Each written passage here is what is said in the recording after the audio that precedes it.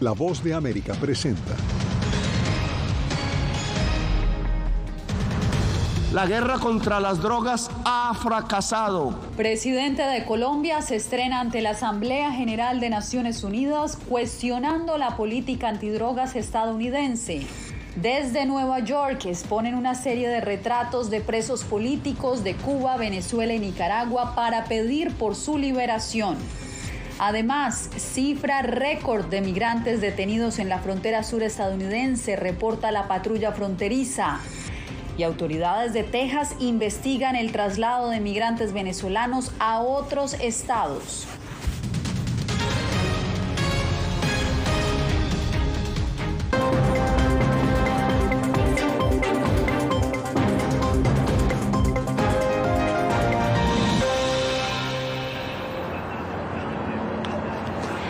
¿Qué tal? Soy Yasmín López, los saludo desde Nueva York y les doy la bienvenida a esta cobertura especial de la Asamblea General de Naciones Unidas 2022, que hoy registró las primeras alocuciones de los mandatarios. El cambio climático y cuestionamientos a la política antidrogas estadounidense marcaron los discursos de algunos de los mandatarios latinoamericanos. Jacopo Luzzi, una de las intervenciones más controversiales fue la del presidente de Colombia, que expresó al presidente Gustavo Petro. Jacopo. Yasmín, Petro no condenó directamente a Rusia por la guerra en Ucrania, a lo contrario de los otros líderes, pero hizo un llamado a la paz, esto sí, y habló de otra guerra, aquella contra las drogas, quien pidió que se acabe porque no hará disminuir el consumo de drogas y se necesita la construcción, a lo contrario, de una mejor sociedad solidaria. De Naciones Unidas. El presidente de Colombia, Gustavo Petro, se estrenó ante la Asamblea General de la ONU y reiteró su rechazo a la estrategia global de lucha contra las drogas y el cambio climático. Por ocultar la verdad, verán morir la selva y las democracias. La guerra contra las drogas ha fracasado. La lucha contra la crisis climática ha fracasado. El presidente de Chile, Gabriel Boric, también se refirió al cambio climático y a la vulnerabilidad que enfrentan los países de la región, que no son los grandes emisores de gases de efecto invernadero, pero sí los más expuestos a las consecuencias del calentamiento global. La crisis climática afecta con particular fuerza a nuestro continente americano y también en particular al Caribe y a los sistemas de vida de nuestra gente.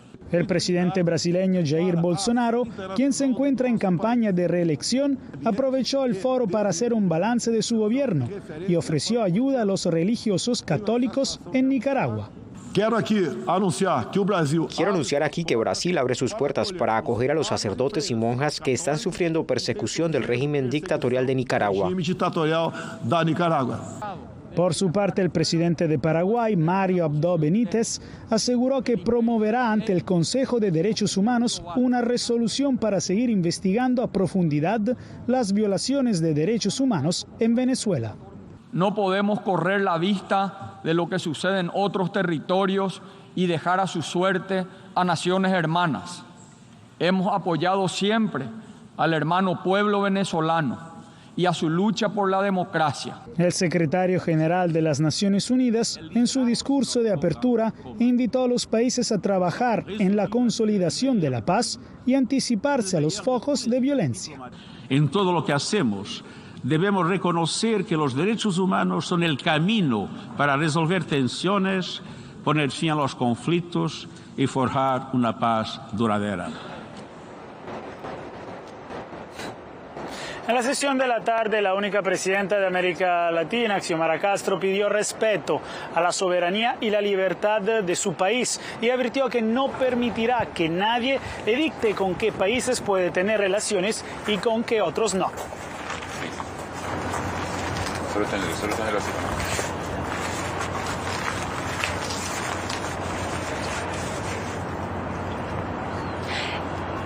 Bueno, ese era el informe de Jacopo Luzzi, y mientras los dignatarios se dirigen al plenario de Naciones Unidas, miembros de la diáspora venezolana, cubana y nicaragüense reclaman aquí en Nueva York la libertad de sus familiares, presos políticos encarcelados en sus países. Ronen Swartz estuvo con ellos y entrevistó, entre otros, a la esposa del ex candidato presidencial nicaragüense Juan Sebastián Chamorro.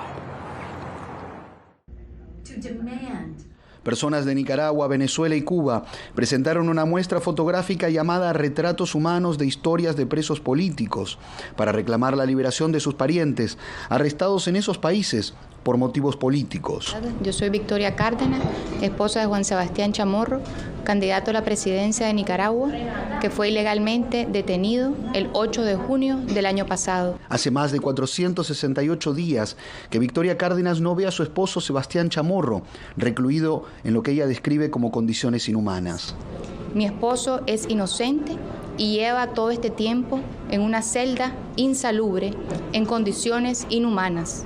Con luz 24 horas, duerme en una superficie de concreto, con un colchón desgastado y sucio, está en indefensión total. Renata Holleman es una joven de 20 años que se exilió en Estados Unidos luego de la detención de su padre, el gerente general del diario La Prensa, que fue cerrado por el gobierno en Nicaragua. Mi papá fue detenido en agosto del 2021. La Policía Nacional se tomó las instalaciones de La Prensa y a él le dijeron que lo trasladaban. La muestra estará abierta al público mientras se lleva a cabo la Asamblea General de Naciones Unidas, donde muchos presidentes realizan su discurso anual.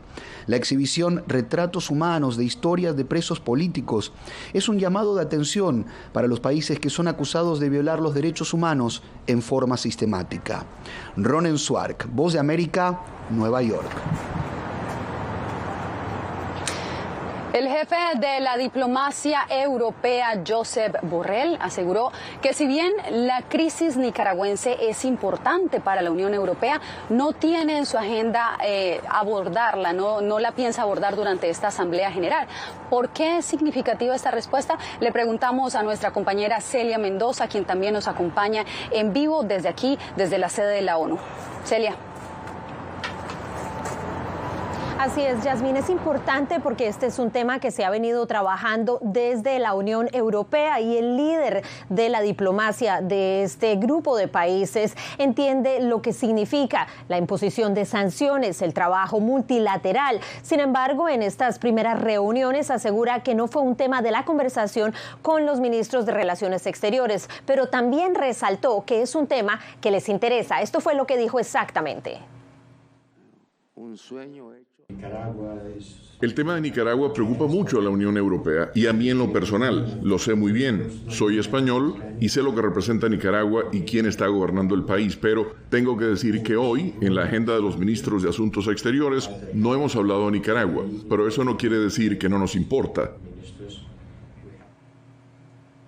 Hay que resaltar que el presidente de ese país no asistirá personalmente, será su representante ante Naciones Unidas y el canciller quienes estarán trabajando. Y también hay que mencionar que durante esta jornada el presidente de los Estados Unidos se refirió al tema de los migrantes nicaragüenses, venezolanos y cubanos, indicando que son parte del enfoque que él está trabajando en la administración y que devolverlos a sus países de origen simplemente no es una respuesta posible y lógica para esas personas.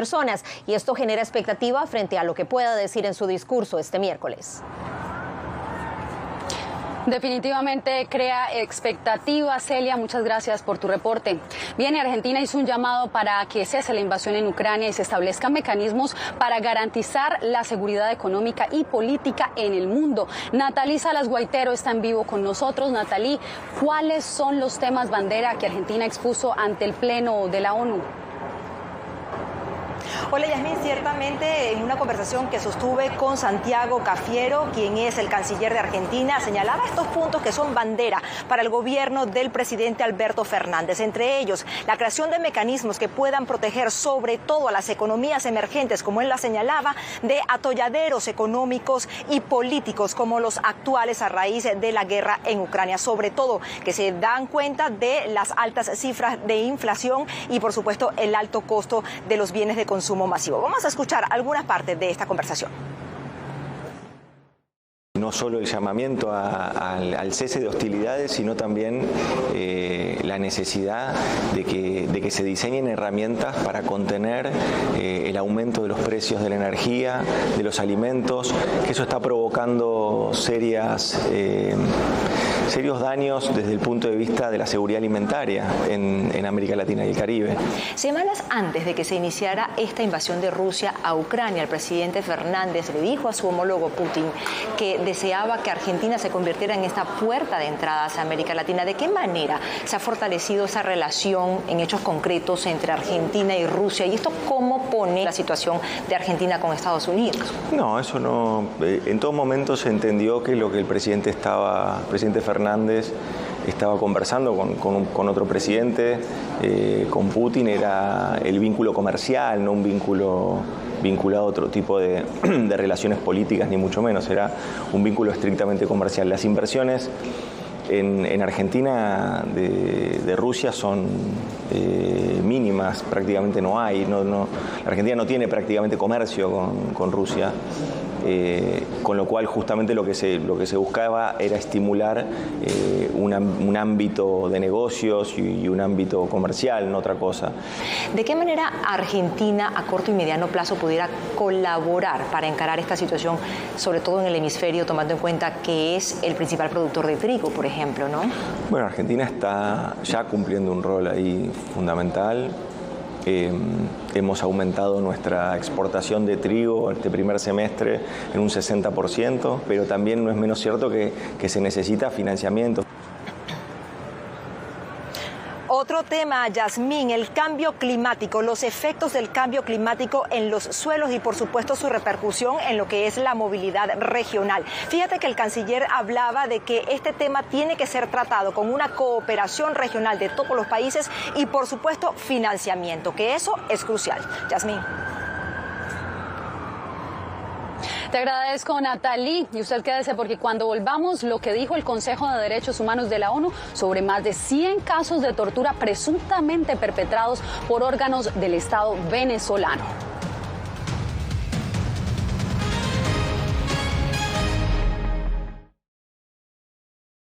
Hace un año fueron despojadas de todo en su tierra, pero lejos de silenciar su talento, desde su exilio obligado sus notas musicales ahora se escuchan en todo el mundo. La Voz de América presenta Sinfonía de Coraje. La odisea para huir de la persecución talibán en Afganistán de las dos últimas integrantes del Instituto Nacional de Música que permanecían en ese país.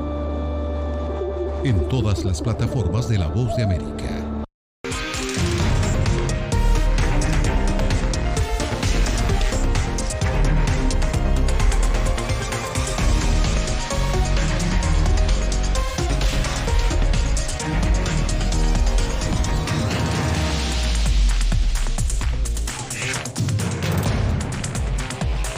Venezuela 360, cada semana por La Voz de América.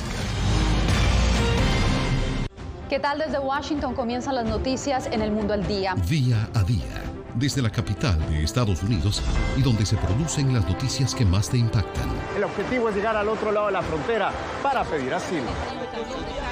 La Voz de América te conecta con El Mundo al Día. Los hechos más allá de la noticia. Para que tomes decisiones bien informadas.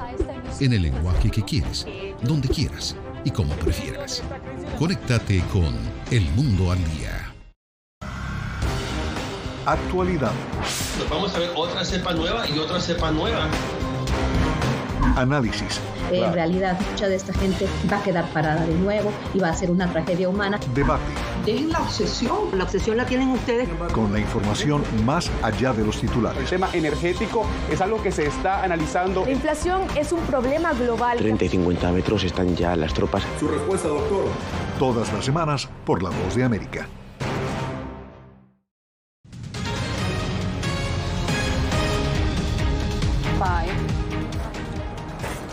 Un nuevo informe con graves denuncias emitió este martes la Misión Independiente de Determinación de Hechos de Naciones Unidas para Venezuela. Una de las conclusiones asegura que los órganos del Estado venezolano perpetran de manera sistemática crímenes de lesa humanidad. Ángela González tiene los pormenores. La misión de la ONU documentó 122 casos de tortura perpetrados por la Dirección General de Contrainteligencia Militar de Venezuela, DGCIM, y otras formas de violaciones a los derechos humanos cometidas por el Servicio de Inteligencia SEBIN. Estos crímenes, según Naciones Unidas, quedan impunes. Las investigaciones de la misión demuestran que la violencia documentada no fue aislada y desconectada de individuos actuando solos.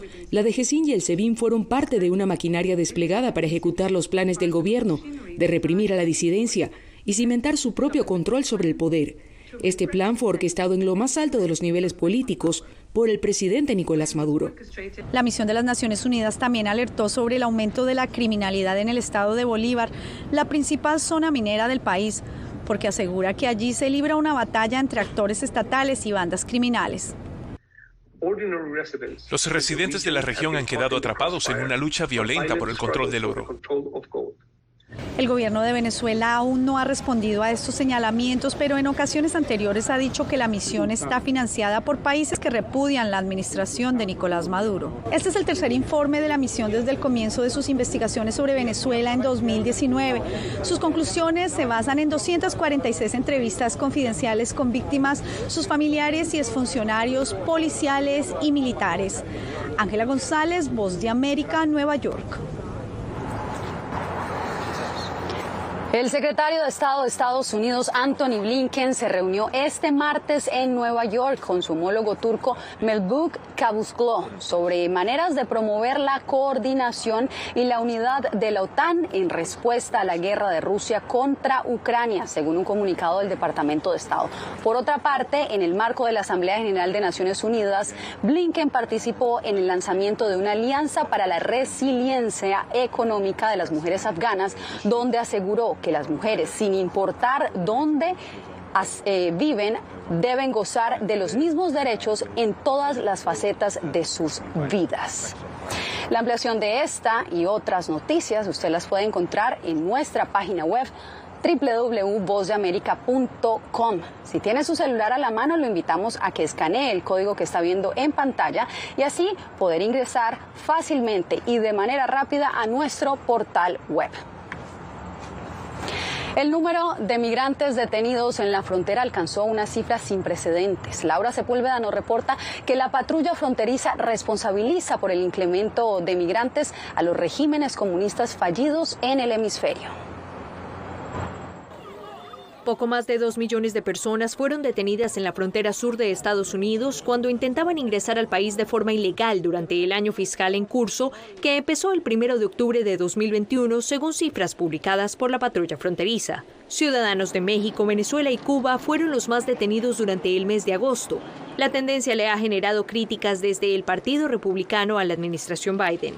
El gobierno demócrata, por su parte, califica el envío de migrantes de zonas fronterizas a ciudades y estados santuarios como jugar a política con seres humanos. Los regímenes comunistas fallidos en Venezuela, Nicaragua y Cuba están impulsando una nueva ola de migración en todo el hemisferio occidental, incluido el reciente aumento de encuentros en la frontera suroeste de Estados Unidos. Según datos compilados por el New York Times del Departamento de Seguridad Nacional, se ha permitido permanecer en el país a 1 millón de personas que solicitan asilo. La abogada de inmigración Claudia Bernal explica las justificaciones más comunes entre dichas solicitudes recientes. Frustración en cuanto a la realidad económica de sus países, la imposibilidad de obtener medios o trabajo, o que no tienen nada de comer, o que no hay empleo, o algunos también expresan la inseguridad que se vive en términos generales en la zona donde están viviendo.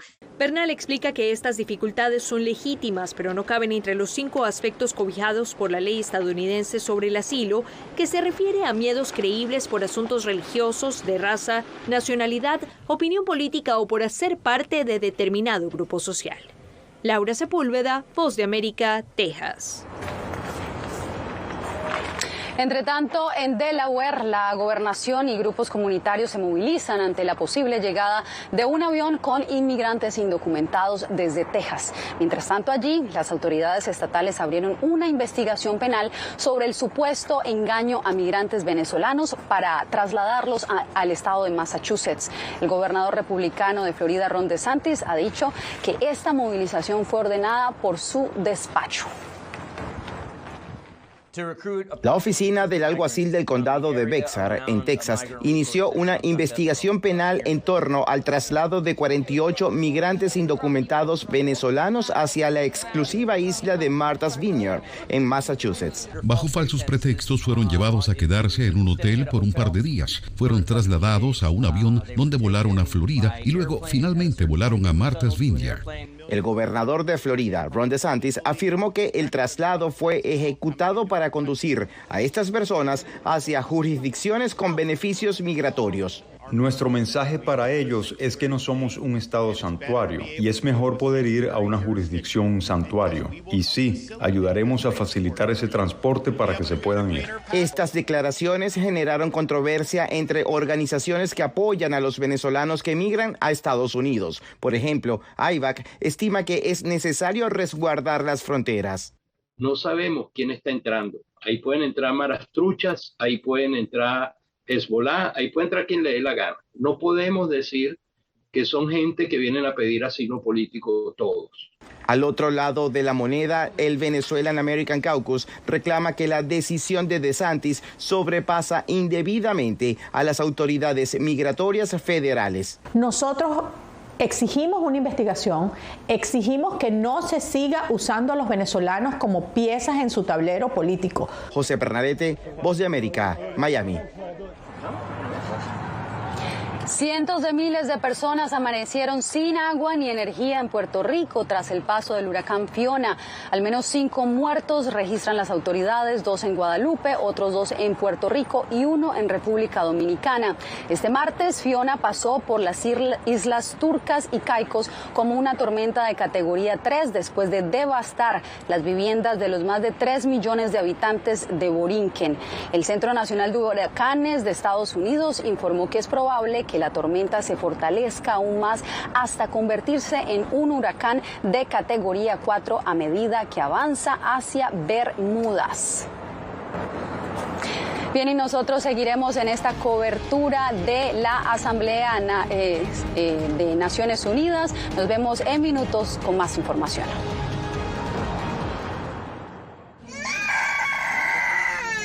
They are scared. Some of them lost their houses during bombardments. Si quieres conocer más de estas historias, conéctate en Boa Plus con Alas que Ayudan y viaja con la Voz de América en el avión que un piloto argentino puso a disposición de más de 1000 ucranianos, con niños, mujeres y personas con enfermedades que escaparon de su país, que huyeron de la guerra en busca de refugio hasta que lograron reparar sus alas rotas.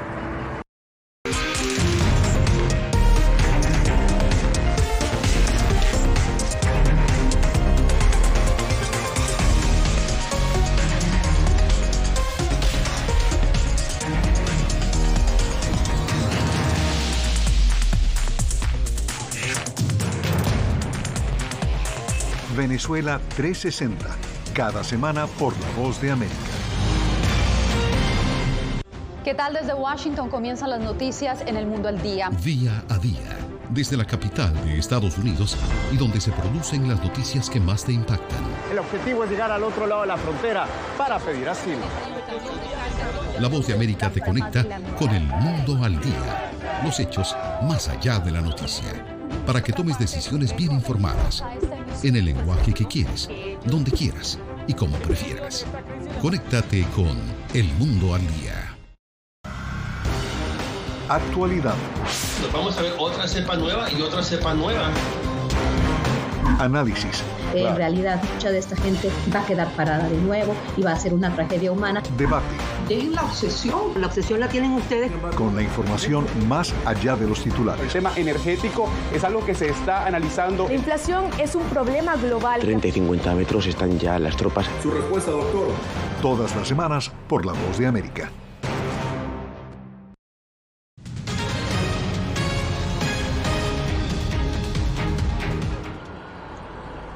Un sismo de 5,8 grados se sintió en la madrugada del martes en la región central del Pacífico mexicano. El movimiento tuvo epicentro frente a las costas de Colima, en el municipio de Tocomán. La réplica sacudió a la región de Puerto Vallarta y Bahía de Banderas. Al momento, las autoridades de protección civil no han informado de daños materiales. 520 réplicas se han registrado tras el terremoto de 7.7 grados del pasado lunes, una fecha en la que han ocurrido ya 3 terremotos en México. Entre tanto, en Los Ángeles hay preocupación por el aumento de la indigencia entre la comunidad latina. Verónica Villafañe nos presenta el más reciente informe de las autoridades.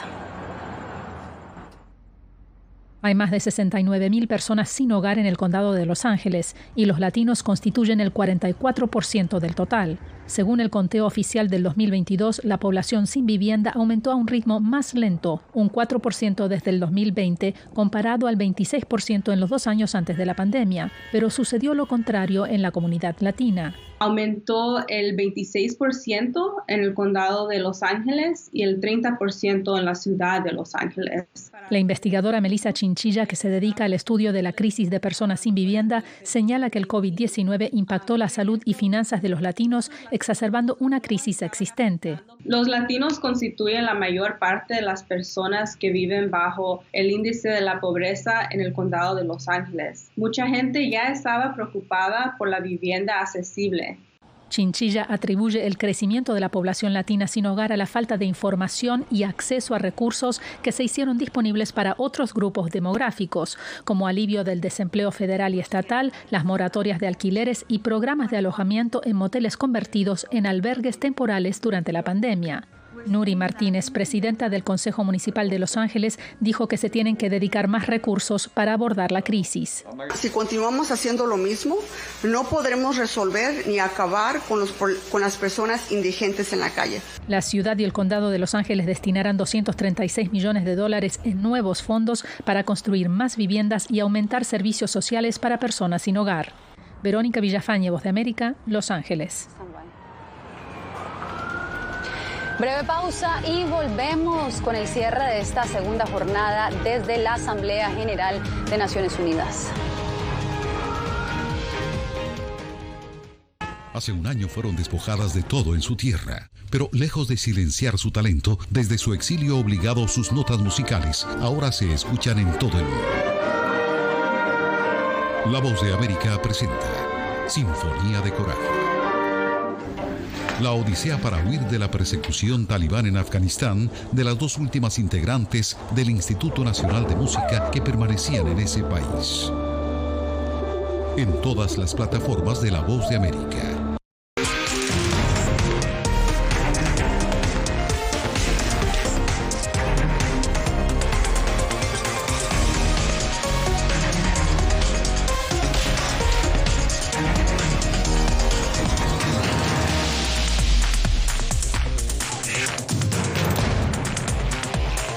Venezuela 360, cada semana por La Voz de América. ¿Qué tal? Desde Washington comienzan las noticias en El Mundo al Día. Día a día, desde la capital de Estados Unidos y donde se producen las noticias que más te impactan. El objetivo es llegar al otro lado de la frontera para pedir asilo. La Voz de América te conecta con El Mundo al Día. Los hechos más allá de la noticia. Para que tomes decisiones bien informadas, en el lenguaje que quieres, donde quieras y como prefieras. Conéctate con El Mundo al Día. Actualidad. Nos vamos a ver otra cepa nueva y otra cepa nueva. Análisis. En realidad, mucha de esta gente va a quedar parada de nuevo y va a ser una tragedia humana. Debate. Dejen la obsesión. La obsesión la tienen ustedes. Con la información más allá de los titulares. El tema energético es algo que se está analizando. La inflación es un problema global. 30 y 50 metros están ya las tropas. Su respuesta, doctor. Todas las semanas por La Voz de América.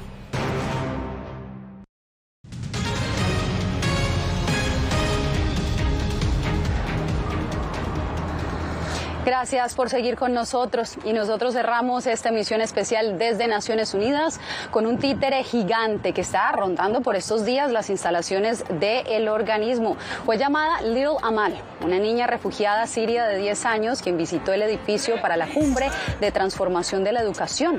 Se reunió con la vicesecretaria general Amina Mohamed y su propósito ha sido representar a los millones de niños desplazados de todo el mundo, recordando que la educación es un derecho básico. Amal estará en la ciudad de Nueva York hasta el 2 de octubre. De esta manera nos despedimos desde Nueva York. Gracias por permitirnos entrar a sus hogares. Les informó Yasmín López.